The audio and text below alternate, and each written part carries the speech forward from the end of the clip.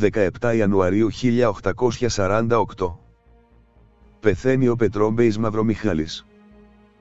Ο Πέτρος Μαυρομιχάλης γεννήθηκε στο λιμένι της Μάνης στις 6 Αυγούστου 1765. Ήταν γόνος μίας εκ των ισχυροτέρων οικογενειών του τόπου του και ο πατέρας του, ο Πιέρος, είχε πολεμήσει γενναία τους Τούρκους και τους Αλβανούς στα τέλη του 18ου αιώνα. Το 1800 ο πατέρας του πέθανε και ο Πέτρος ανέλαβε να συμφιλιώσει τα μέλη της οικογένειάς του που ήταν διχασμένα.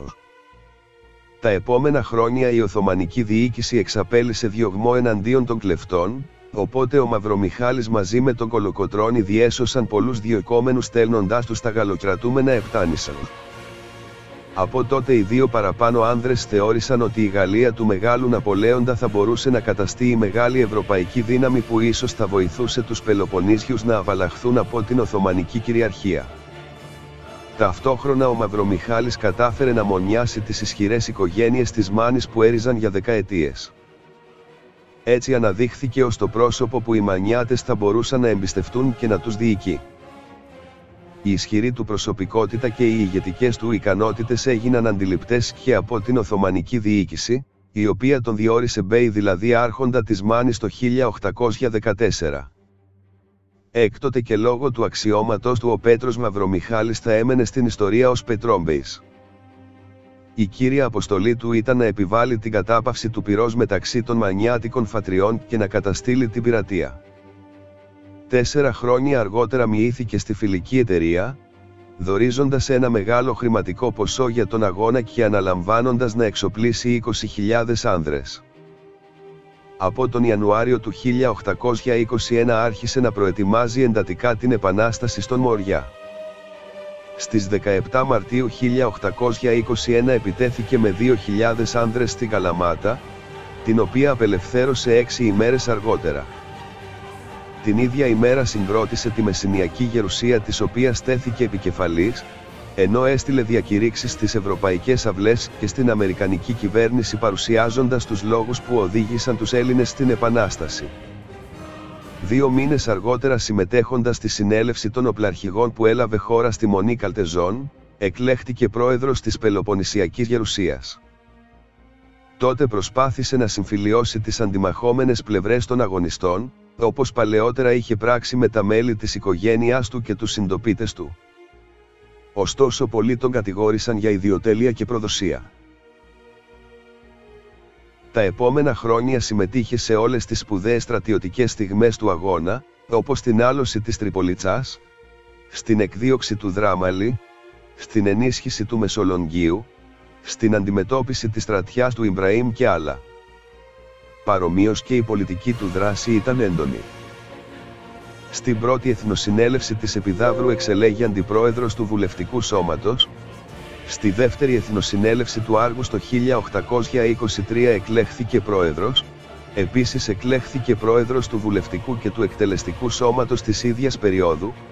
Το 1826 ορίστηκε μέλος της Διοικητικής Επιτροπής της Ελλάδος που ουσιαστικά κυβέρνησε την επαναστατημένη χώρα, και τέλος, έλαβε μέρος στην Τρίτη Εθνοσυνέλευση της Τριζίνας το 1827 συνενώντας την ανάδειξη του Καποδίστρια σε κυβερνήτη της Ελλάδας. Στη διάρκεια του αγώνα ο Πετρόμπεης υπέστη 2 σοβαρά οικογενειακά πλήγματα, όπως άλλωστε συνέβη και σε όλες ανεξαιρέτως τις οικογένειες των επαναστατών. Συνολικά αυτός απέκτησε 9 παιδιά, 6 γιους και 3 κόρες. Στις αρχές του 1822, όταν ψηφιζόταν το πρώτο Σύνταγμα των Ελλήνων, ο πρωτότοκος γιος του Πετρόμπεη, ο Ηλίας, μαζί με 400 μανιάτες έφτασε στην Εύβοια για να οργανώσει την εξέγερση των ντόπιων. Στις 12 Ιανουαρίου όμως, σε μία συμπλοκή με Οθωμανούς στα Στήρα αρνήθηκε να υποχωρήσει και έπεσε μαχόμενος. Ήταν 26 ετών. Την είδηση ανέλαβε να μεταφέρει στον Πετρόμπεη ο ίδιος ο Δημήτριος Υψηλάντης. Όταν ο Πετρόμπεης πληροφορήθηκε το συμβάν, είπε με βουβό πόνο: έκανε το χρέος του προς την πατρίδα. Τον Απρίλιο του 1825 στις μάχες για την αντιμετώπιση του τουρκοαιγυπτιακού στρατεύματος του Ιμπραήμ, ο τέταρτος κατά ηλικιακή σειρά γιος του Πετρόμπεη, ο Ιωάννης Μαυρομιχάλης, τραυματίστηκε στην Πύλο και λίγο αργότερα εξέπνευσε στην Κυπαρισία. Ήταν μόλις 21 ετών. Στα χρόνια του Καποδίστρια ο Πετρόμπεης Μαυρομιχάλης διορίστηκε μέλος της Προεδρίας του Πανελληνίου και μέλος της Γερουσίας. Όμως οι σχέσεις της οικογένειας Μαυρομιχάλη με τον κυβερνήτη πήγαιναν από το κακό στο χειρότερο.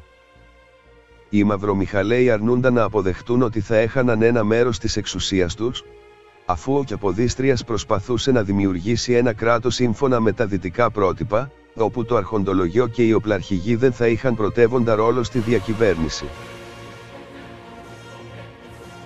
Έτσι το Πάσχα του 1830 ο αδελφός του Πετρόμπεη, ο Τζανής, στασίασε εναντίον του νομάρχη Μεσσηνίας Ιωάννη Γενοβέλη. Ο Πετρόμπεης υποχρεώθηκε να παραμείνει υπό παρακολούθηση στο ναύπλιο, θεωρούμενος ως υποκινητής αυτής της εξέγερσης. Όμως τον Φεβρουάριο του 1831 δραπέτευσε.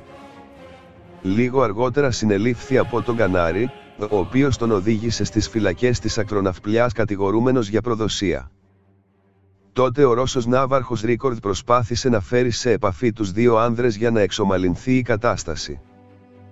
Τελικά η συνάντηση μεταξύ των ανδρών πραγματοποιήθηκε, αλλά ο Καποδίστριας συμπεριφέρθηκε υποτιμητικά στον Πετρόμπεη επιδεινώνοντας τις σχέσεις τους.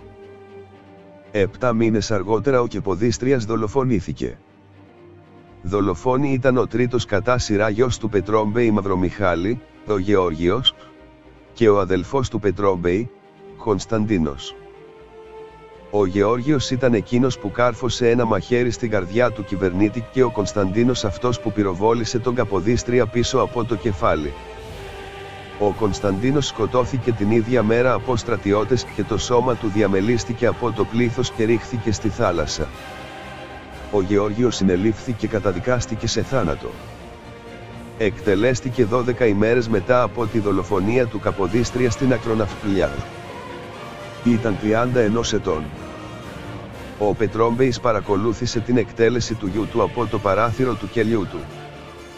Ωστόσο, στη σύγχρονη εποχή ορισμένοι ερευνητές αμφισβητούν τη φυσική αυτουργία των Μαυρομιχαλαίων στη δολοφονία του Καποδίστρια, θεωρώντας τη δικαστική απόφαση χαλκευμένη και τα πιστήρια ελλειπή.